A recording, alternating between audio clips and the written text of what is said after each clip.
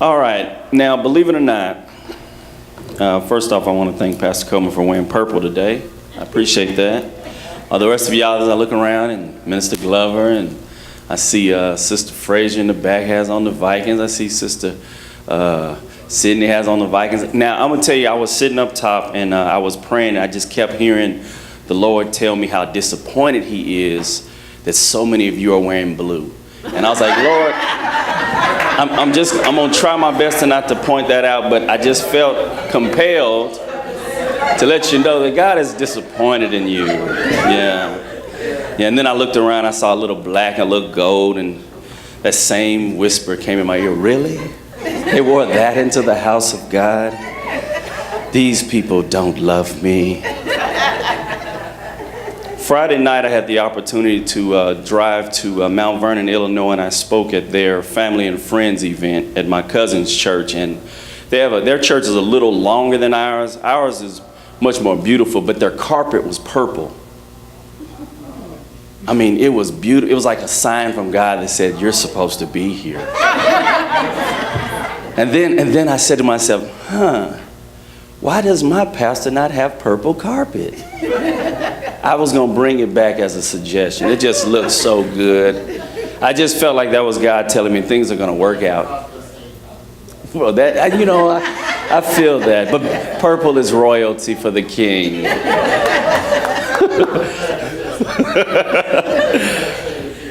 Oh my gosh, you guys are good people. Now, I'm going to be honest with you. This is what I've learned throughout my years of serving here. Some of the things that are requested of you, that are passed down to you as, I don't want to use the word decree, but as rule, as guidance. At first, you might not like it. You might resist it. But when you find out in the end, it actually helps you discipline a whole bunch of other parts of your life. Now, I don't know about you. My cell phone has control of me at times. Times I'm like, why am I looking at my phone again? I literally have spent 20 minutes scrolling through Facebook for what? I mean, 20 minutes I just gave away. But then now that we have this 2-hour buffer where our phones are off, believe it or not, it's going to strengthen you. To where now when the phone is in your pocket, you can go now 2 hours straight without it. Which means you can go 3 hours straight, 4 hours straight. I'm just trying to get you to see it might be a blessing for you in the long run. So today I want to talk about being drafted by Jesus. But before we get into that, I'm going to let y'all participate first. So any of y'all watch the NFL draft? Any of y'all watch the draft? Like 2 people, 3 people? Well, there's a tradition. There's a tradition that the NFL fans have. And when the commissioner comes on the stage, when a draft choice is about to be made, they boo the commissioner. So this is your one and only chance to boo me. After that, there better not hear not a nan boo. All right? So when the chime goes off, the commissioner knows the selection has been made. It is now time to tell the crowd who has been picked. That's how it works. That's how it works. Now, give me that chime real quick. So we'll put y'all in the draft mode, in the draft feel, the draft sensation. Yeah. Then he walks to the stage.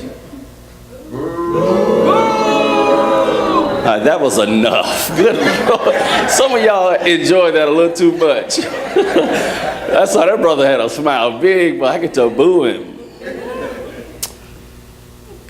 With the first draft of the 2016 Kingdom Draft, Satan selects Adam and Eve. Boom, Satan just made his selection. Now what happened after he selected Adam and Eve? It was a trickle effect of all the other draft picks.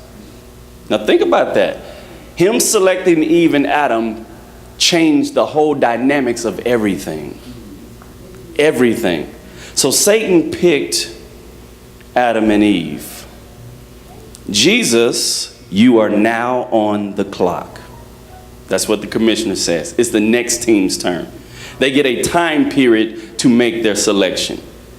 Now, the word drafted means to select a person or a group of people for a certain purpose. When you get drafted by your team, they're drafting you for a certain purpose. You are filling a slot. You're filling a position where they have weakness. They don't just take anybody, they take who they need. So to be selected or drafted by Jesus means he's selecting you for a certain purpose. And what is that purpose? The NFL doesn't draft players to sit them on their bench. Let that sink in. The NFL does not draft players to sit them on the bench. So why do we think Jesus is drafting us to sit on the bench? He expects us to make a difference. He expects us to change the dynamics of the team. Now, generally, the earlier you go in the draft, the more prestige that comes with that. If you're the first pick of the draft, everyone knows it for years to come. For instance, who was the 8th pick of last year's draft? I'll wait. Nobody knows. Because y'all don't watch the draft, you might not even know who the first pick was. Do you? No? CJ, you don't know who it was? Roger Staubach. That was very close. And because you have answered that, you can't answer any more today. No, sir. No, Lord. Usher, can we get an usher to escort our pastor to the vestibule area? The earlier you are selected in the round, the more prestige comes with that. But guess what comes with prestige? Pressure. When you're the first pick of the draft, there is pressure behind that. They expect things from you. They look at you different than they look at the 80th pick of the draft. When you're the first pick of the draft, they expect you to perform immediately. Now think about this. Let's compare 2 picks. You're 13 years old when you come to Christ, and now you're 40. That means you have been with Jesus for 27 years. That's pick number 1. Pick number 2, you're 40, and you got saved last week. Now, who do people which life do they look at and judge more harshly? The person that has been picked early, that first rounder. You got picked. You came to Christ at 13. You should look a lot different at 40 than the 40-year-old who came to Christ last week. They were a late round pick. They came to him late in life. You came early, which means I should see something in you that I don't see in the other guy. Does that make sense? There's a blessing of being drafted early, but there's also great responsibility that comes with being drafted early. When you're an early pick, in Matthew chapter 20, verse 1 through 12, you guys know this parable. Jesus explains a parable about these men that came to the vineyard. And some came early and some came late. In verse 1 it says, "For the kingdom of heaven is like unto a man that is an householder, which went out early in the morning to hire laborers into his vineyard.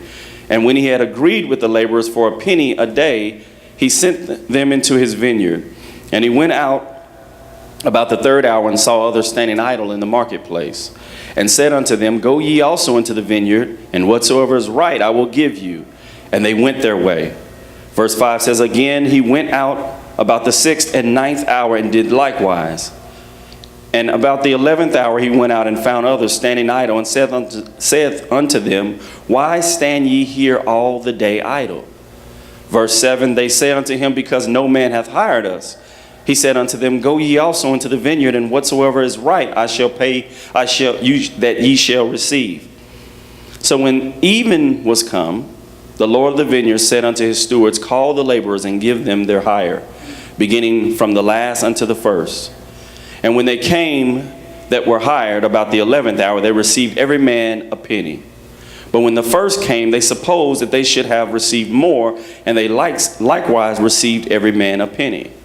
And when they had received it, they murmured against the good man of the house, saying, These last have wrought but 1 hour, and thou hast made them equal unto us, which have borne the burden of the heat of the day." Some were drafted early, some were drafted late.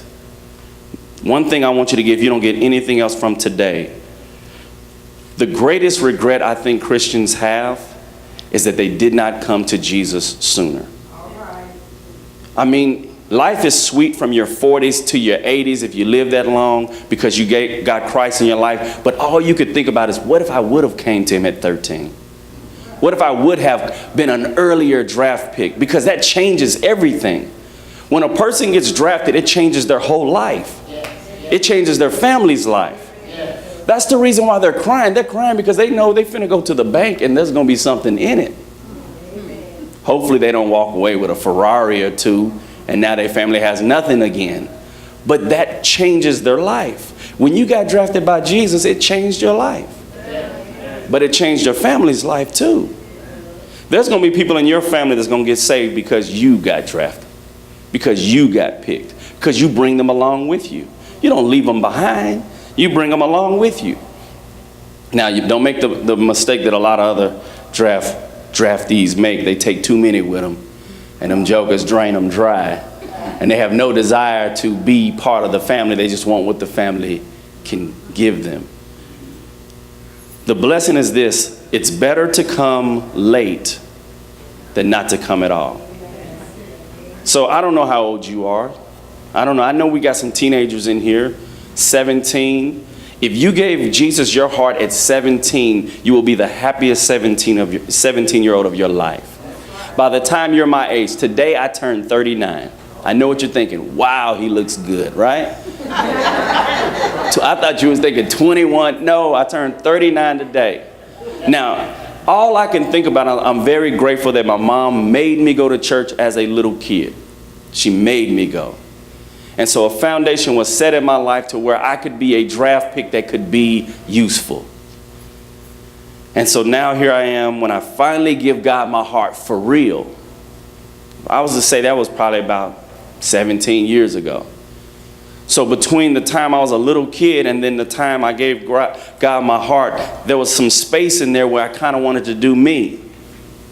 But because I allowed, or there was a foundation set in my life, that when I came back to him and I got drafted for real, all I want to do now is help other people get drafted. I want to help you get drafted at a high pick. That's why my sons are 6 and 4. My greatest desire is for them to know God for real. Not to come to church, but to know God for real. I want my son to be 10 and already on fire for God. That would be the greatest gift God could give me. Because I know if he's 10 and he loves Jesus like that, when he's 15, the love will still be there. And when all the pressures of a 15-year-old hit him, the favor of God will rest upon him. Being an early draft pick, there's perks to it. So if you're in the room right now and you're 17, you're 19, you're 13, go ahead and take the selection now. Tom Brady, that's who he's wearing in the back. You know, take a spin for him. Show him that jersey real quick. Yeah, that's Tom Brady. I know some of y'all thinking, man, nobody want Brady. He's a cheater, right? I'm not going to bring that up in church. I'm not going to bring it up that the man cheats. I'm not going to do that. All I'm going to say is that Tom Brady was a 6th round draft pick. 6th. In fact, he was the 199th pick of the 2000 draft. That means 198 people went before him. Do we know those other 198 people? No. Tom Brady is on his way to the Hall of Fame. What am I saying? It doesn't matter if you came early or late. If you commit to being drafted, being grateful that you are drafted, you too can be a Hall of Famer. If you let God lead you and coach you and build you up, you can become a Hall of Famer. People will look at you later in life and like, wow, I remember when he used to. That's right. I was a 6th round draft pick. And every team in the world now kicks themselves in the butt for not picking Tom Brady. Whether you like it or not, he's made an impact on the game.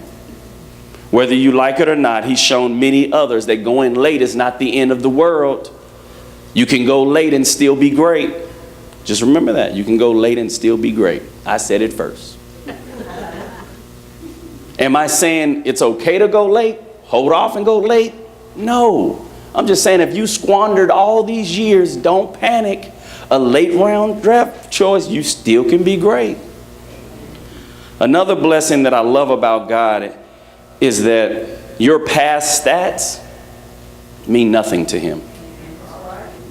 See, when they get ready to draft you, they know everything about you. They research your family. They want to know, if I'm going to invest $50 million in this player, I got to know some stuff. Is this person crazy? What does his mama do? I need to know, what was his GPA? I need to see his stats. He had 82 catches. He had 2,000 yards receiving. He had 5 fumbles. Whoa, 5 fumbles. Flag goes up. Why is he fumbling the ball? So, see, all these stats are important. Jesus doesn't look at your stats. He doesn't go, oh, sister had 5 abortions. Brother had 3 wives. Sister lied 972 times. 974, now she just opened her mouth. Look, I pointed down the middle so y'all didn't think I was talking about nobody. Mama, you better move over so they don't think I'm talking about you. All right? I'm just letting you know, he doesn't keep up with your stats. He doesn't hold that against you. How you performed previously and your decisions from days before will not deter Jesus from drafting you. Everybody else will say you're not good enough. Jesus says, that's exactly who I want. I'll take that person. In the first round, Jesus? Absolutely. I got to get him before somebody else does. You know what they call a draft pick that goes, you get a draft pick late, but they should have went early? You know what they call them? A steal. That's the steal of the draft. Jesus looks at you and says, he's a steal. She's a steal. I got to get them. Because what they see in you, no one else sees. They see a Hall of Famer. You're a steal. You might not feel that way about yourself, but I'm letting you know now, you are a steal of a pick. You should feel that way. In Romans 5:8, it says, but God commendeth his love toward us in that while we were yet sinners, Christ died for us. Your past stats didn't deter him from selecting you. All of your bad deeds and your bad choices didn't stop him from drafting you. That should make you feel so appreciative that he selected you when you used to be that. That's got to make you feel grateful. Do you know why I live the life I try to live? Because I recognize that without Christ drafting me, where would I be? And I realized that he didn't have to draft me, but he chose to. So I'm grateful. Your previous stats, they don't look so good. They don't look good at all. So then every now and then you start to hear the next pick gets ready to come up and the chime goes off and the commissioner comes back to the, but remember, you can't boot me this time. You guys got discipline. They learning already. See, we don't have no problems with the cell phone. They got that part. We just had a trade come in. A trade has just come in. We have a trade from Team Jesus making a trade with Team Satan. 1 Peter 3:18 says, for Christ also have suffered once for sin, the just for the unjust, that he might bring us to God, being put to death in the flesh, but quickened by the Spirit. A trade has just been made. God traded his best player for you. Now, I heard someone shout out Cowboys earlier. I think it was Kerry, and I'm glad he's not in here now. And I know CJ's a Cowboy fan, so I'm trying to say this delicately. I hate the Cowboys. Many years ago, they had a player named Herschel Walker, and he was a great running back for them. And then we decided we're going to trade all these players to get him. And he came to us, and all he did was walk. He was horrible. He ruined my whole franchise, and then the Cowboys started winning Super Bowls. So therefore, I hate the Cowboys. I know what you're thinking, brother, you can't hate people. Y'all pray for me. The trade had been made, and that trade changed everything. A trade has just been made, and that trade can change everything. The devil said, whoa, whoa, whoa, you're giving me Jesus for all of them. Yes, I'll take that trade, because I've been wanting to take Jesus down for the longest. I'll take that trade.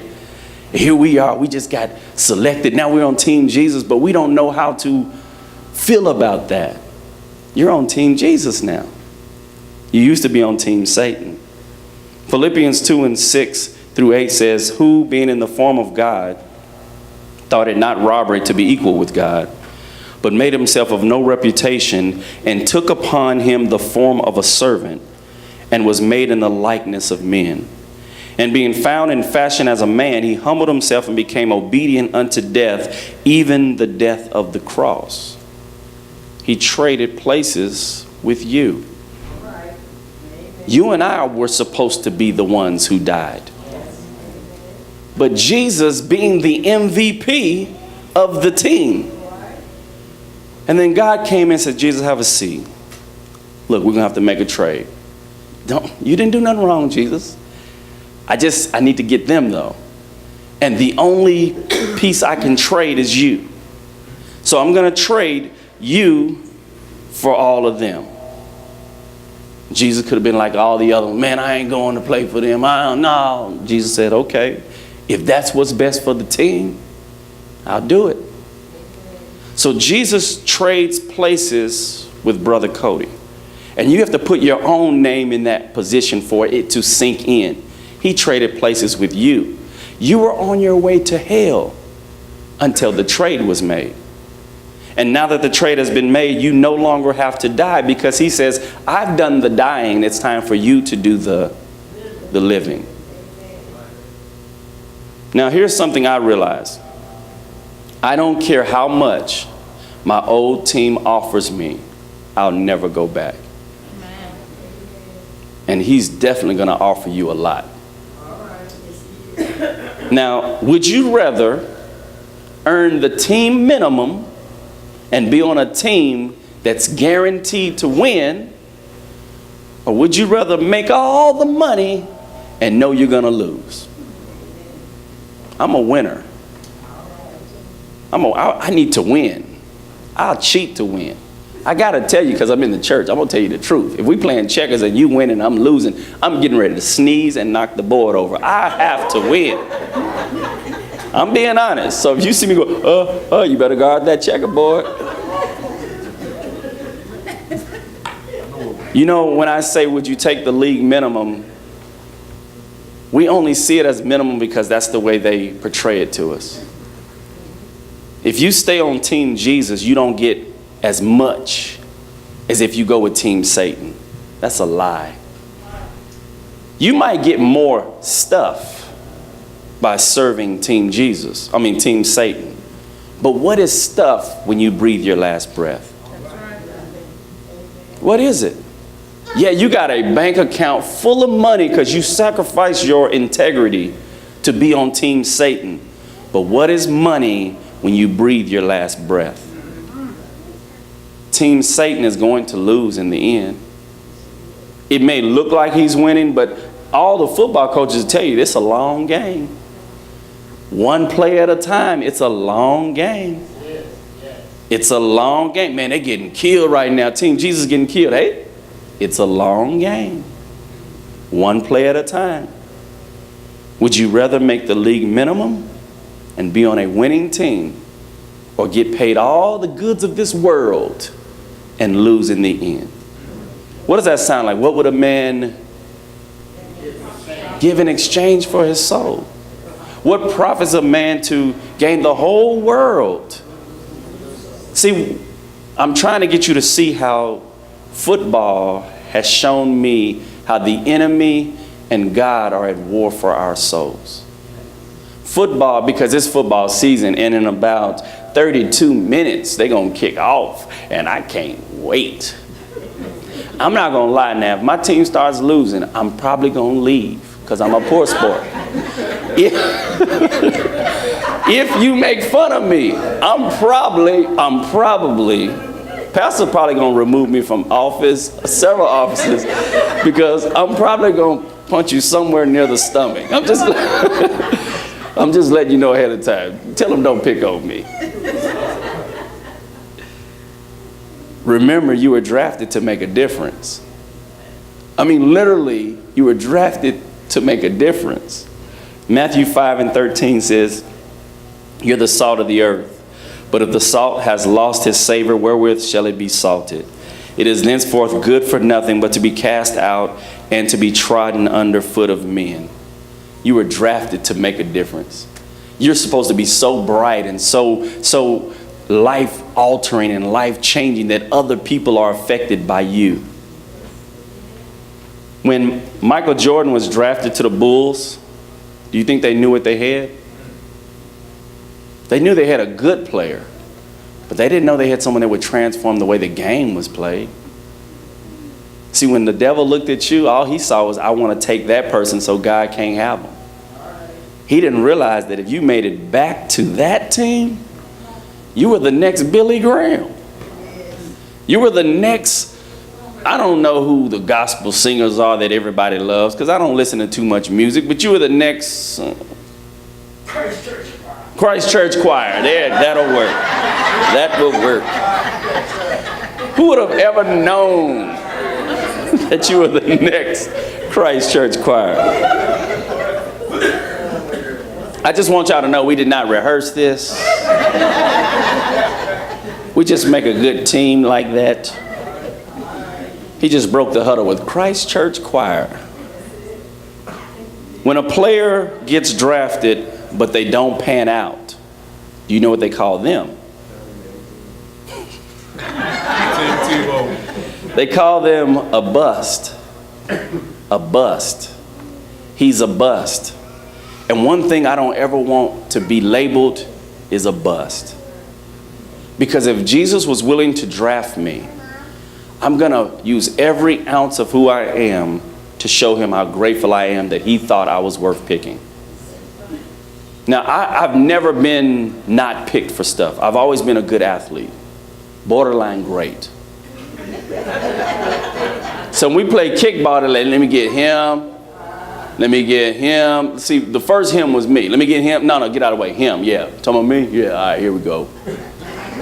I was never that kid that was trying to jump up like, what about me? I don't know how that feels. And one day I was picking teams in my PE class. You on that team, you on that team, you on that. I was trying to make it even. You on that team, you on that team. And then my mentor comes up to me, he whispers in my ear. He says, that's probably not the best way to do that because someone's going to get picked last. I was like, you know what? That's an important. See, I've never been picked last, so I don't know how that feels. But for a kid that's always picked last, oh man, self-esteem is low. Let me get dude. Let me get her. You gonna pick a girl for you picking? Let me get her. I'll take the dog with one leg. Dude be like, what? All right, come on, man. You can be on my team. Don't you get in the way. Stand over here. Stand over here. And look, hold your breath. Don't even breathe because you're going to mess that up. Jesus picked you when no one else would. See, you gotta let that sink in. Like, here's the problem that we have. We have the mindset that we're doing Jesus a favor by being on his team.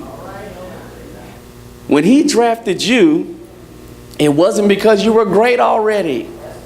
He just saw greatness in you. So he took you, and the devil laughed because he felt like he got over on God.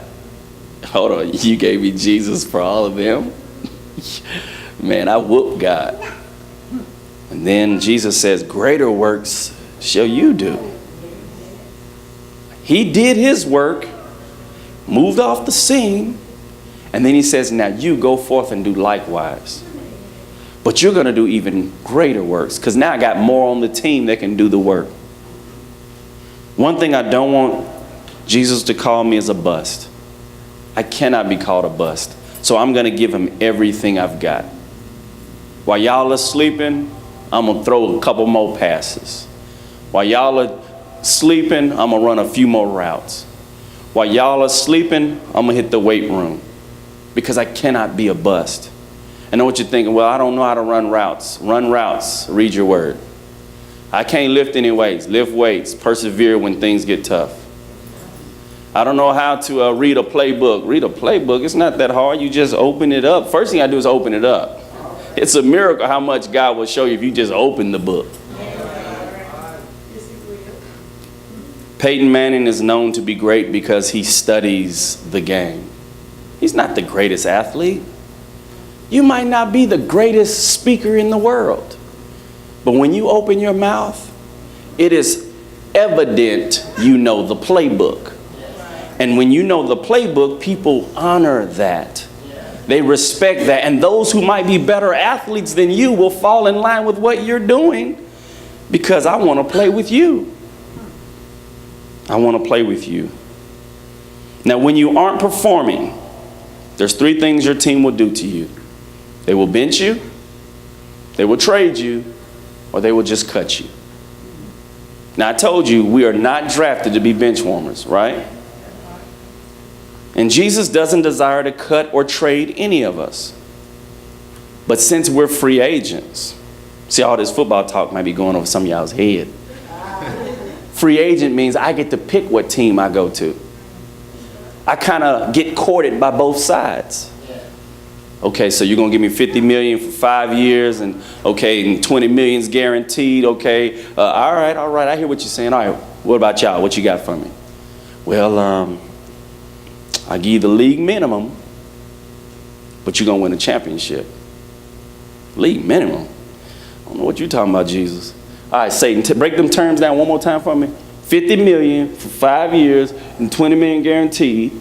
League minimum, but I'm going to win a championship. Tough choice to make here. I'm a free agent. You're a free agent. You get to choose which team you play for. And they are both courting you right now. God is talking to you right now about, hold on, are you really on my team?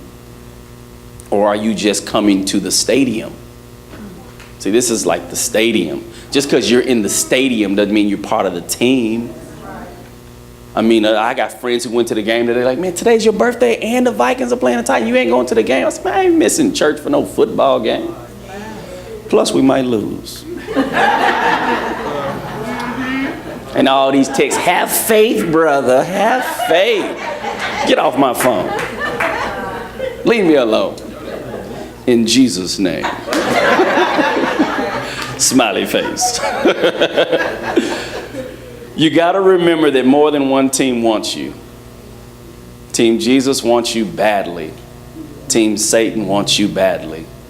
Team Satan only wants you because he knows Team Jesus wants you. He could care less about you as a player. He only wants to take you so that Team Jesus can't have you. Now, I have been known to take players in fantasy football that I don't need only because I didn't want someone else to have them. I knew they wanted a certain quarterback real bad, so I draft him. And I hold him hostage until I can get 3 players from them down the road. That's how you got to do this game. I don't really want Ben Roethlisberger, but I'll take him if I know that that person that really wanted him will give me 2 of his players. Satan really don't want you, but taking you hurts your God. And I will take you and I will actually ruin your career. I don't really want you on the team. Run the ball again, give it to him. But coach, he's about to die. Hey, run it again. He runs you into walls. He don't want you on his team. He just don't want God to have you. But you're the free agent. You selected the team you went to. You picked to play for him. I know what you're thinking. If I had known that coming to this team was going to be like this, guess what? I'm warning the rest of you right now. Don't go to Team Satan. I used to play for Team Satan. And I had nice locker rooms. I had a nice salary. I had all these fine things that Team Satan could offer, but I was losing every day. And I told you I hate losing. Then I got traded. Team Jesus made a trade for me. See, when I got to Team Jesus, things didn't seem flashy. In fact, I took a pay cut. I didn't have all the stuff I had when I was on Team Satan.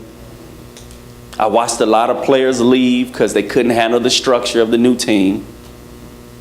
I watched some players go from being good to great. And then I tasted it. I tasted victory. And when I tasted victory, I didn't ever want to lose again. I mean, have y'all ever tasted victory? You know what that tastes like? I'm not losing again. Now, if I lose, it's because my leg won't work. I mean, like literally won't work. Like it came off, won't work.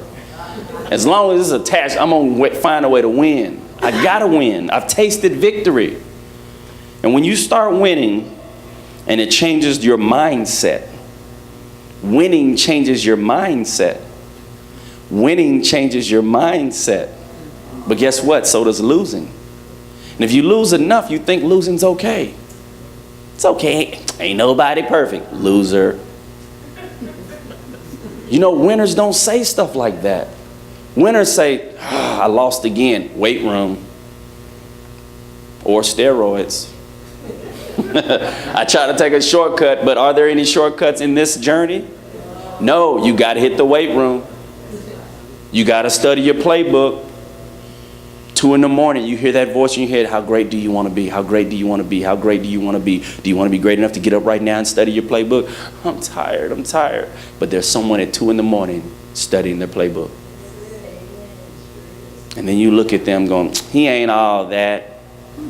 I'm better than he is. How come he just gets all the publicity? You didn't see him sit up at 2 a.m. and study the playbook. You didn't. You didn't see him surround himself with players that will help him become greater. You know what great football players do for the rookies other than haze them?